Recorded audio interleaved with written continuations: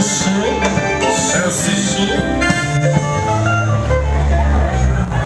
Dans ces beaux cadres nous réservés par l'UMCA, je tiens premièrement à rendre grâce à l'Éternel Dieu qui a permis que vous et nous puissions nous retrouver ces jours en ces lieux. Et deuxièmement,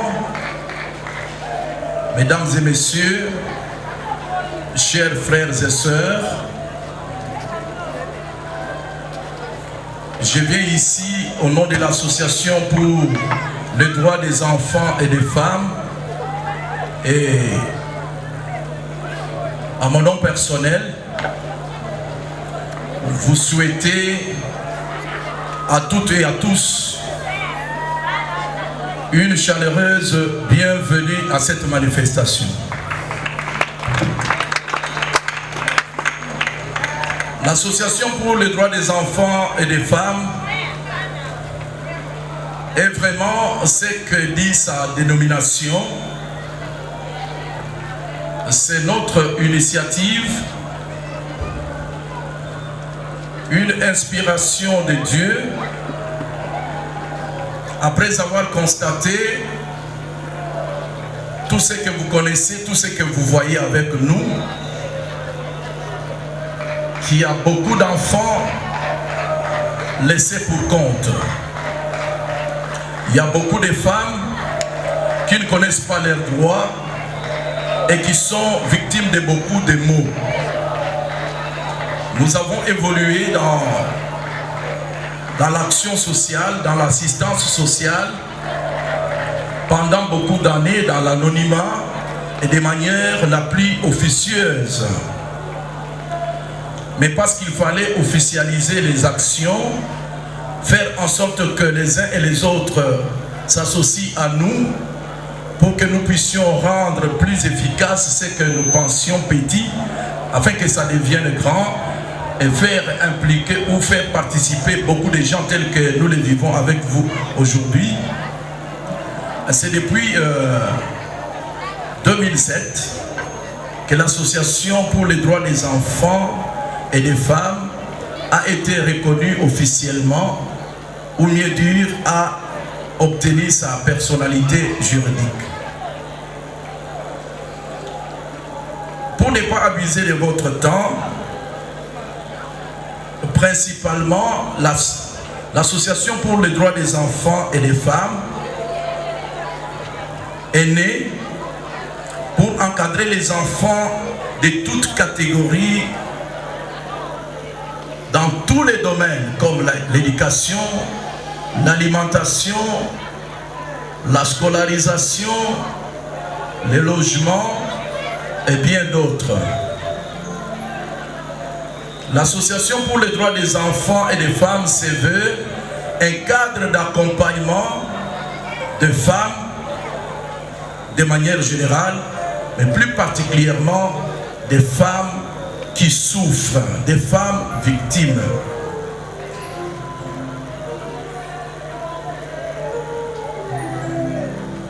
Nous avons œuvré officieusement et depuis 2007, nous œuvrons officiellement sans revenir à toutes nos réalisations, mais ici et ce soir, votre présence est tellement éloquente que l'Association pour les droits des enfants et des femmes a pensé par l'entremise de son programme d'orientation scolaire, académique et professionnelle, a pensé vous réunir dans ces beaux cadres pour deux choses.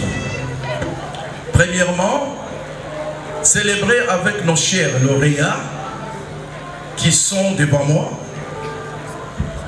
avec les membres de leur famille, avec les amis et connaissances, avec les membres de l'ADEF, dire merci à l'Éternel Dieu qui a permis à ce que nous ayons des licenciés, nous ayons des gradués et des diplômés d'État pour cette année qui a connu c'est à quoi tout le monde ne s'attendait pas, la Covid-19. L'année serait blanche, l'Éternel ne l'a pas permis. Les autorités de notre pays ont fait de leur mieux pour que nos lauréats ici présents finissent leurs études.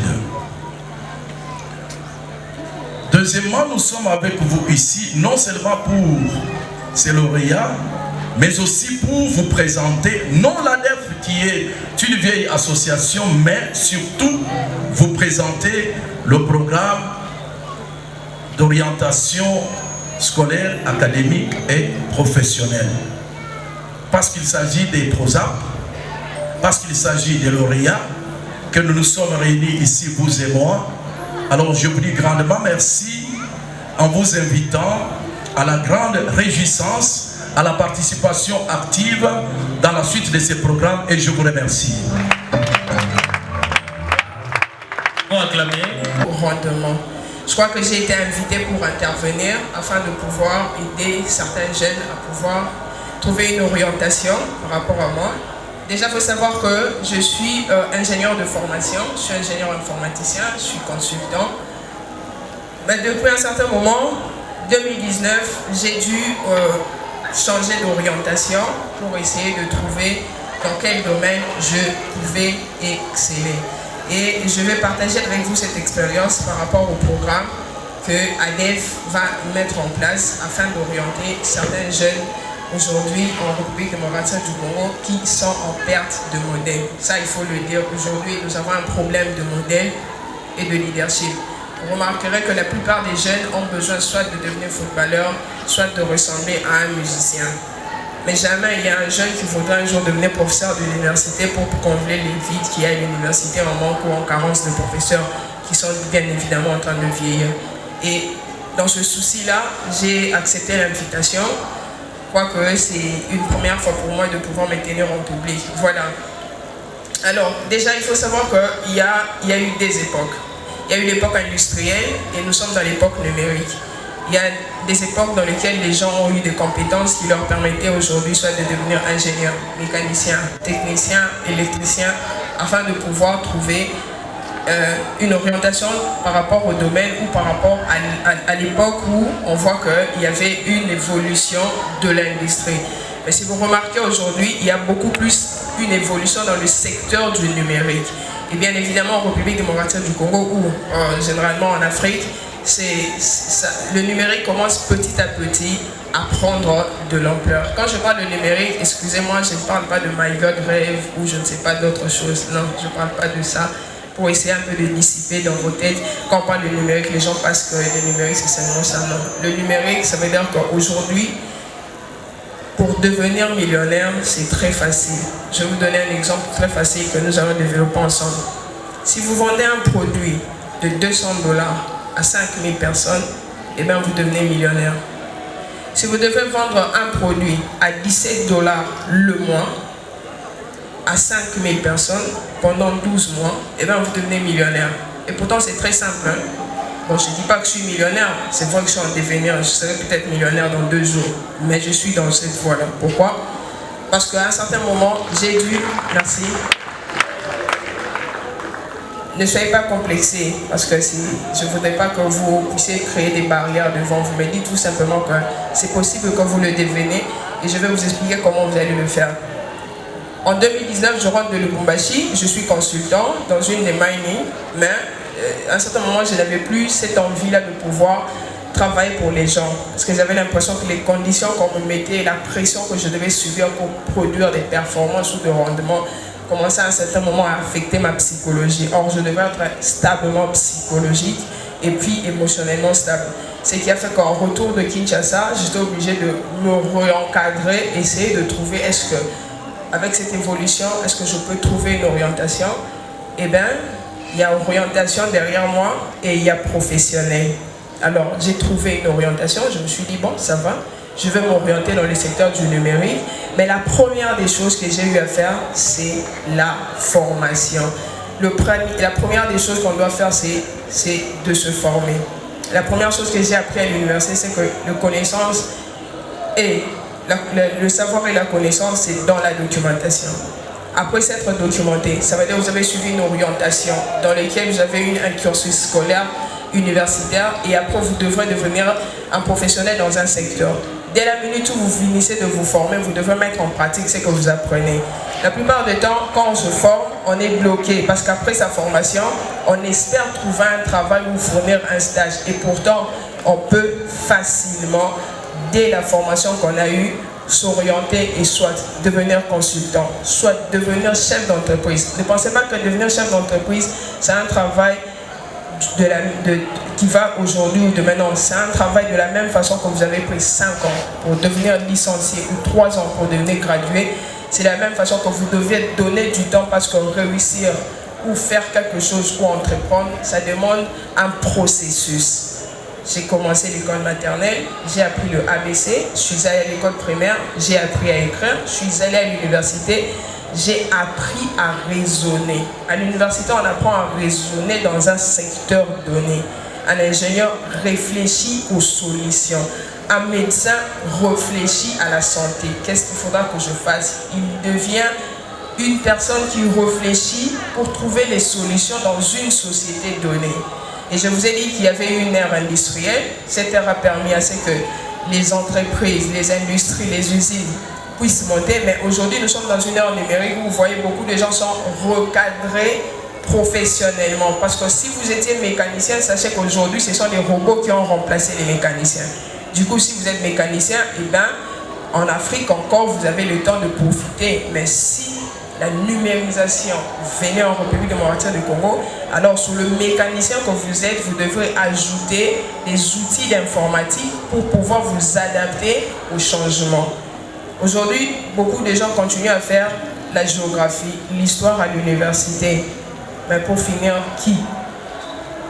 Pour devenir qui après? Voilà, moi je me suis lancé dans le secteur de l'économie numérique parce que j'ai compris que dans ces secteurs-là, il y a 2 secteurs. Il y a le secteur de la bourse qui aujourd'hui permet à chaque personne qui connaît la bourse de pouvoir se lancer et de se faire de l'argent. Mais la bourse, ce n'est pas quelque chose qu'on apprend comme ça. Il faut une formation. Il faut avoir une psychologie, il faut avoir un mental. Mais il faut dans chaque investissement que vous avez, vous devrez donner du temps. Le temps est le facteur clé qui vous permet de réussir.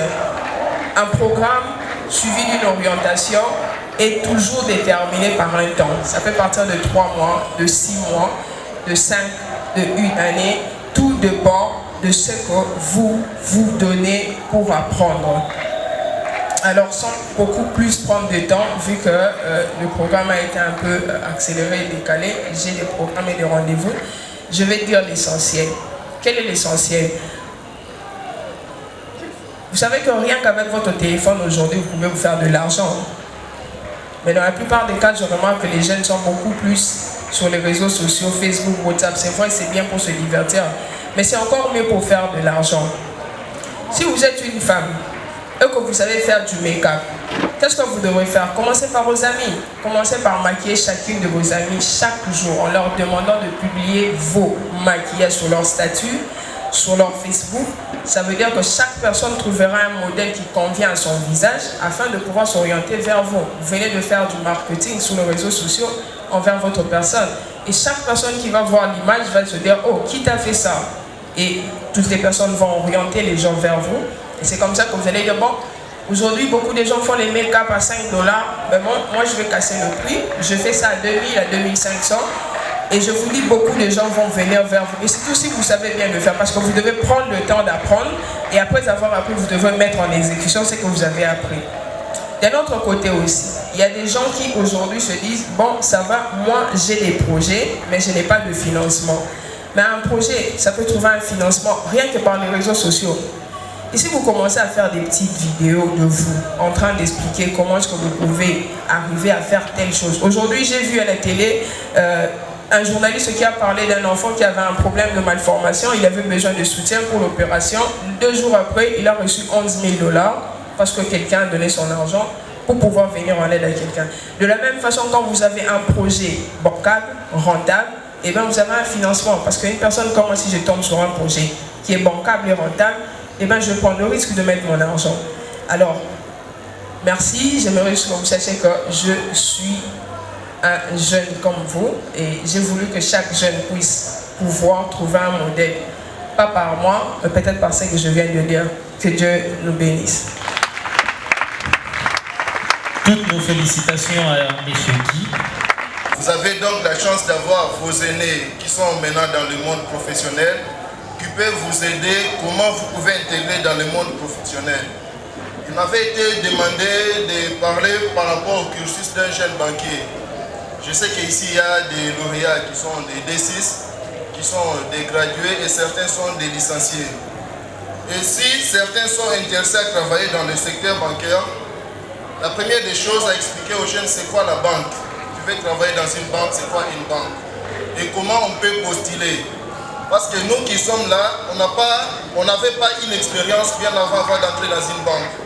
On venait de sortir de l'université et on a postulé. Aujourd'hui, nous sommes là, ça fait plus de 6 ans. Et d'abord, de manière très simple, comment on peut expliquer une banque? Je peux dire qu'une banque, c'est une entreprise comme toute autre entreprise. Mais la banque est une entreprise qui fait les commerces d'argent. Comment ça se passe? Il y a des agents économiques dans une société. Certains ont beaucoup d'argent qu'ils ne peuvent pas utiliser au même moment. Ils vont garder une partie pour utiliser dans les prochains jours. Ça, c'est d'un côté. De l'autre côté, nous avons des gens, comme venait de le dire mon ami le prédécesseur, il y a des gens qui ont besoin de financement. Et comment ils vont trouver l'argent? C'est la banque, après avoir collecté l'épargne, qui va alors devoir financer ceux qui sont dans le besoin. Donc la banque collecte l'épargne et finance l'économie. Ça s'appelle intermédiation financière. C'est juste le risque que la banque joue pour les agents économiques dans une société. Elle prend l'argent, elle garde moyennant intérêt créditaire, et lorsqu'elle va accorder les crédits, c'est moyennant intérêt débiteur. Maintenant, comment on peut parler des gens qui veulent entrer dans une banque? Les banques, je viens de dire, ce sont des sociétés qui recrutent des agents, des diplômés. Vous pouvez être D6, gradué ou licencié. Vous avez votre place dans une banque. Il suffit de postuler. Pour postuler, comme venait de le dire toujours mon prédécesseur, c'est comme s'il savait que j'allais intervenir après lui. Nous sommes au XXIe siècle, le siècle du numérique.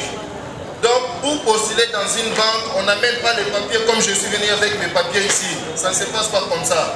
Aujourd'hui, vous êtes diplômé, songez à avoir une adresse email pour pouvoir postuler dans une banque. Lorsque vous avez votre adresse email, vous verrez les offres. Les offres pas souvent en ligne. Vous allez voir dans les sites de banque, on va poster les offres. On cherche tel profil. Si ça correspond à votre profil, vous pouvez postuler. Vous pouvez être D6, licencié ou quoi que ce soit. J'aimerais aussi préciser une chose. Parmi les jeunes, il y a de ceux qui pensent qu'à la banque, on ne recrute que des économistes. Ce n'est pas vrai. À la banque, on recrute tout le monde. Vous pouvez être pédagogue, vous pouvez être économiste, vous pouvez être informaticien. Même les infirmiers ont leur place à la banque. Comment ça se passe? La banque lance l'offre, vous postulez. Dès qu'on vous recrute avant d'entrer en fonction, on vous forme. Il y a une formation pour tout le monde. C'est une formation générale par rapport à ce que vous allez faire. On peut vous placer, vous pouvez être économiste, on vous place à la caisse, au crédit ou ailleurs. Seulement, il y a de ces départements-là où on puisse vous placer, vous devez avoir une formation spécifique. Là, c'est généralement le département juridique. On ne peut pas prendre un économiste, le mettre au département juridique. Il faudrait au préalable avoir fait la faculté des droits pour pouvoir travailler au juridique. De deux, ce sont les informaticiens. On ne peut pas prendre un économiste ou bien un juriste parce qu'il est brillant, le placer au département juridique. Non, au département informatique. On va prendre celui qui a préalablement fait la faculté de l'informatique. C'est celui-là qu'on va placer à l'informatique.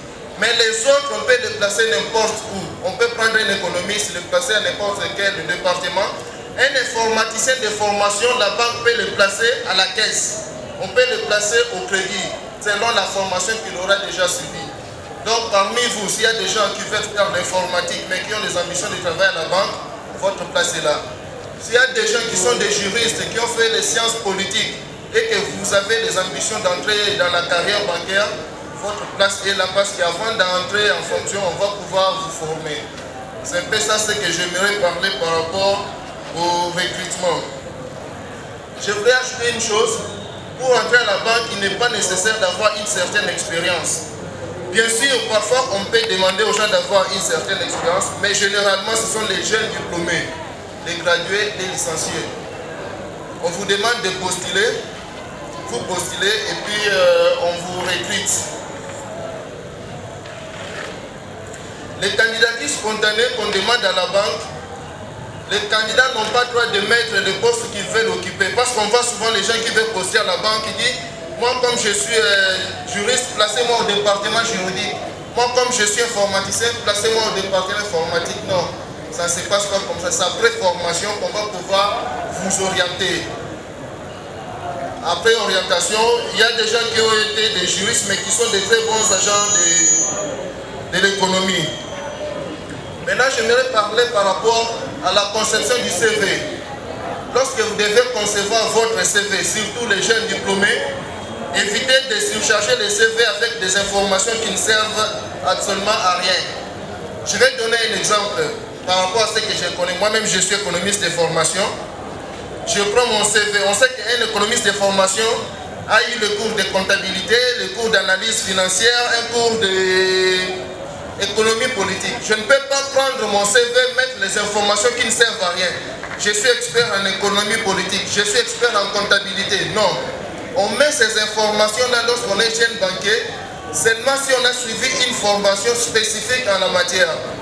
Après avoir obtenu votre diplôme en économie, vous avez suivi une formation en comptabilité, là vous pouvez mettre dans le CV que j'ai une connaissance en comptabilité. Vous avez suivi une formation spécifique par rapport à l'analyse financière. Dans ce cas, vous pouvez ajouter dans votre CV que j'ai suivi une formation d'analyse financière. Mais si c'est ce qui entre dans votre cursus, ça ne sert à rien de surcharger votre CV. Ça, c'est petit A. Petit B, évitez de mettre les informations erronées dans le CV. Il y a des gens qui pensent que pour qu'on puisse les embaucher, ils doivent mentir.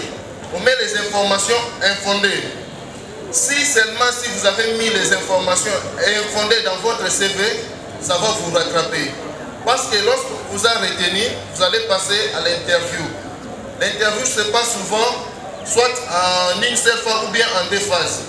La première phase, ça peut être la phase individuelle. On peut vous appeler pour pouvoir vous présenter. C'est là qu'on va vous attraper. Vous avez mis « Je suis expert en comptabilité » pendant que vous n'avez pas une formation spécifique en comptabilité. Le jour que vous allez passer l'interview, on va vous mettre face à un comptable, un spécialiste en comptabilité. Il va vous poser juste 2-3 questions, on va se rendre compte que vous avez trompé.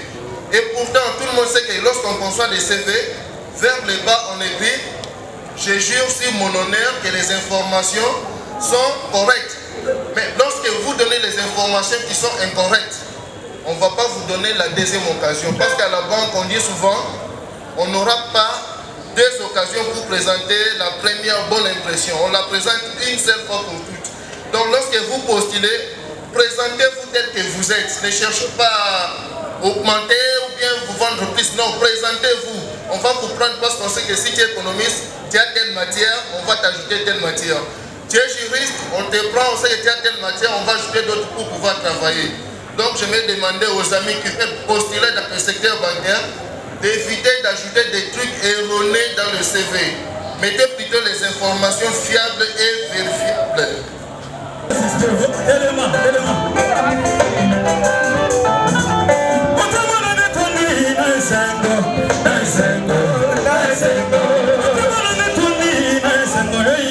Yes,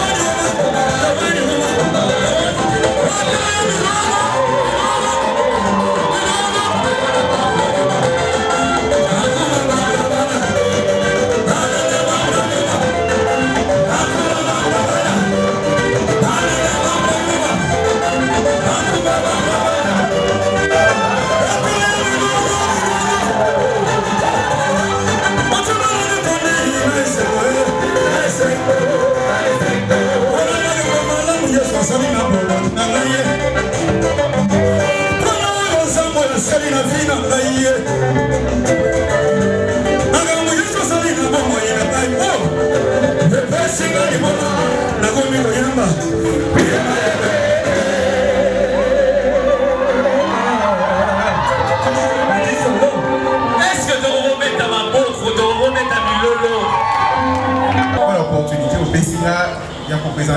ProZap.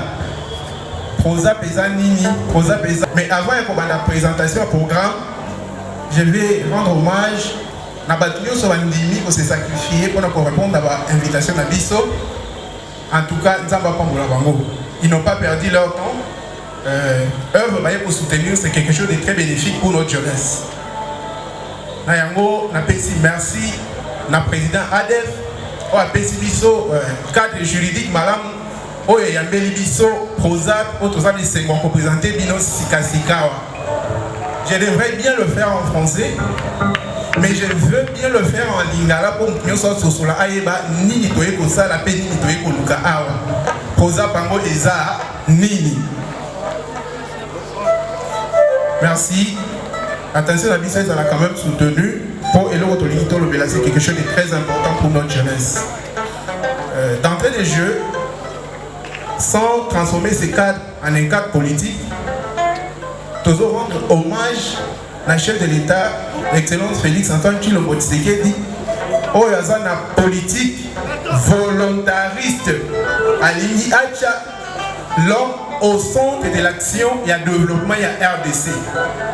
Sur ces, les secteurs par excellence que nous la considérer, nous la compétitif, nous la productif, c'est l'enseignement, l'éducation, la formation.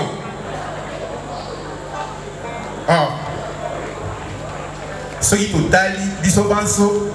le système éducatif congolais est perdre crédibilité, le système éducatif congolais est perdre valeur nango. Tous qui comptent parmi les pays où ils ont un bon système éducatif en Afrique centrale, les lots commis batouassou. Donc nous avons perdu en termes de qualité. Le système éducatif Nabiso et perdre donc en termes de qualité. Je m'en vais d'abord présenter ProZap. Question à l'Iboso Tokoyi Komitou n'a pas nani ADEF à ce pays Kotia sur pied un programme d'orientation scolaire, académique et professionnelle. Ces programmes ESA et en a des difficultés, Oyo, expert et ADEF, Oyo, ceux qui parlent de la éducation, va constater. Difficulté à l'Iboso, et Zani. Ceux qui botalent les lots, offrent ce zoléga. Kokomona, chargé de logistique, chargé de ressources humaines. Donc, poste mon profil mon ils correspondent à diplômé déversé sur le marché de l'emploi. Ce que tamboli na RDC Mobimba au côté de la faculté et la logistique et la logistique se donne seulement dans l'armée. Alors, on déverse les diplômés sur le marché de l'emploi, basant la possibilité il y a beaucoup de demandes où ils correspondent à la compétence basée dans côté. Difficulté il y a Liboso. ProZap, programme d'orientation scolaire, académique et professionnelle, et pour répondre. Donc, nous voulons résoudre le problème de l'inadéquation entre l'offre et la demande sur le marché de l'emploi. Point à Liboso. Point à Mibale, les lobatnios sobazo yango. Les jeunes ont difficulté à écrire, lire et parler. Or, Moussalawana enseigner le système éducatif. Du programme d'orientation scolaire, académique et professionnelle. Je disais tantôt que le programme d'orientation, qui est l'association pour le droit des enfants et des femmes, en sigle ADEF, comme structure des jeunes, d'encadrement des jeunes, va donner aux difficultés qui sont constatées dans notre système éducatif. Nous avons donc énuméré l'inadéquation entre l'offre et la demande sur le marché de l'emploi. Les diplômés qui sont déversés sur le marché de l'emploi, que ce soit au niveau scolaire, supérieur ou universitaire, ont des profils qui ne correspondent pas avec ce qui est actuellement recherché sur le marché de l'emploi en RDC. Sur ce, l'ADEF s'engage à travers l'axe d'intervention que nous avons dénommé l'encadrement et l'insertion socio-professionnelle à assurer cette égalité ou cette correspondance entre l'offre et la demande sur le marché de l'emploi. Sur ces, plusieurs techniques seront développées. Entre autres, nous avons le projet Mon Idole, qui va consister à donner aux jeunes le repère, le modèle sur lequel ils peuvent s'inspirer pour bâtir leur avenir professionnel. Dans ce même axe, nous avons également le projet Addition. Le projet Addition va servir aux jeunes Congolais de manière générale, de mutualiser leurs connaissances, compétences pour investir dans l'entrepreneuriat. Le deuxième acte d'intervention que nous avons dans le cadre de ces programmes, c'est l'orientation et l'encadrement académique. Dans cet acte précis, notre programme compte faire quoi? Accompagner tous les finalistes des cycles scolaires. Nous allons les amener à opérer des choix judicieux, les choix qui sont compatibles avec leurs compétences, leurs centres d'intérêt, mais également leurs ambitions, sans oublier leurs aptitudes, tant intellectuelles que physiques. Donc, dans cet axe, nous avons dit que nous aurons le projet Premier Pas. Nous allons vous accompagner, nous allons vous amener à faire la découverte du monde universitaire.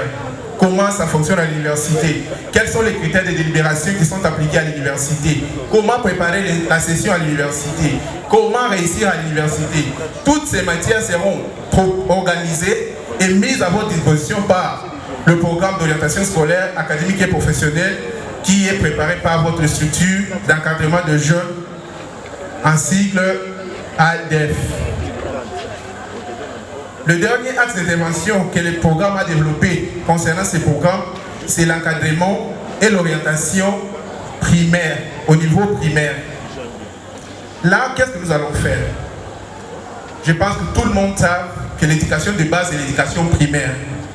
C'est au niveau du cycle primaire que la personne a la possibilité d'acquérir toutes les connaissances possibles qui peuvent l'accompagner jusqu'au niveau des humanités, ainsi qu'au niveau de l'université. Pour ce faire, votre structure, par le truchement du programme d'orientation scolaire, académique et professionnelle en cycle PROSAP, a arrêté d'abord de détecter les talents. Au niveau primaire, nous allons nous mettre à rechercher le génie, le savant, et nous allons les aider à ressortir ce qu'ils ont pour le développement de notre société. Nous allons également, à travers ce programme, dans cet axe précis, faire la mise à niveau des enseignants du cycle primaire. Nous devons mettre à leur disposition les matériels et les techniques de transmission des connaissances qui feront que tous les enfants qui passent par les primaires soient mieux formés, qu'ils soient à même de bien finir leur cycle primaire, académique ainsi que professionnel. Au-delà de ça, le programme prévoit aussi l'appui technique et un appui financier. Cela veut dire quoi? Comme nous sommes une association, nous avons la possibilité de mobiliser le fonds auprès des bailleurs et d'autres bienfaiteurs pour soutenir ceux qui sont en difficulté. Sur ce, j'invite tout le monde, tous les partenaires au système éducatif, notamment le parent, les promoteurs, les préfets, le gouvernement congolais au travers du ministère des tutelles, à soutenir cette action qui est initiée par l'Association pour le droit des enfants et des femmes en vue de garantir le bien-être de notre population. Souvent, on nous dit que la jeunesse est l'avenir de demain. Mais cette jeunesse, pour qu'elle soit réellement l'avenir, elle doit être bien formée. La jeunesse doit être capable de découvrir ce qui est en elle, afin de mettre cela à profit pour le développement socio-économique de notre pays. Donc, nous demandons, nous implorons l'implication, la participation de toute la communauté congolaise afin que le programme puisse émerger et atteindre avec succès tout ce qu'elle a prévu comme matière pour le bien-être de notre jeunesse. Nous avons...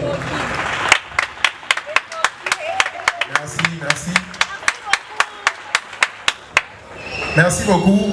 PROSAP a un cadre. Nous avons un bureau ici, à notre gauche. Le deuxième bureau à gauche, c'est le bureau du PROSAP. Tout le monde qui est intéressé à soutenir PROSAP, tout le monde qui est intéressé à accompagner PROSAP avec l'expertise ou les moyens financiers peut passer à notre bureau pour plus d'informations. Nous sommes également sur Facebook, programme d'orientation scolaire, académique et professionnelle. Contactez-nous, aidez-nous à amener la jeunesse dans les hauteurs et contribuer au développement socio-économique de notre pays. Je dis et je vous remercie.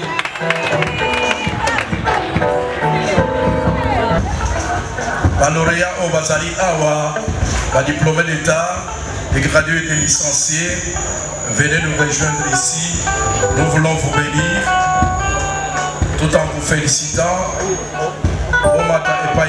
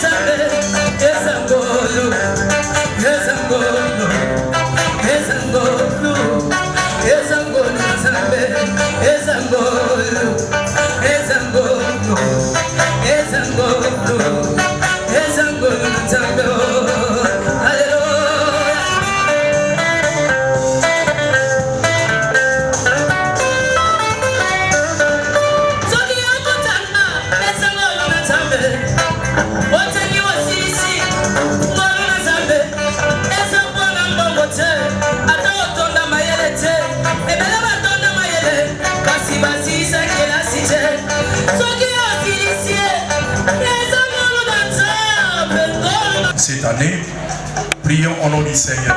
Éternel notre Dieu, nous verrons te rendre grâce parce que tu as été pour nous. Tu as exaucé nos prières.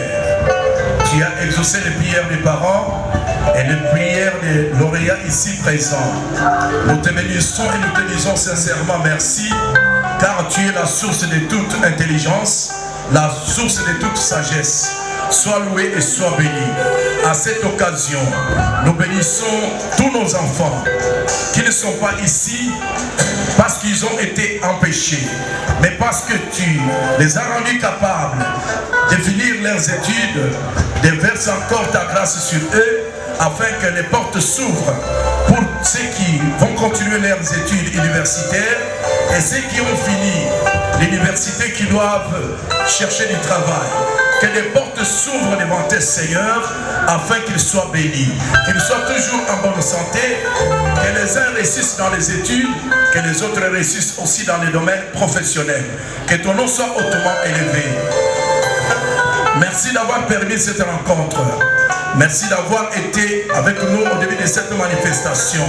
Que la grâce, le bonheur accompagne tous ceux qui sont venus enseigner afin de célébrer les diplômes avec nos lauréats.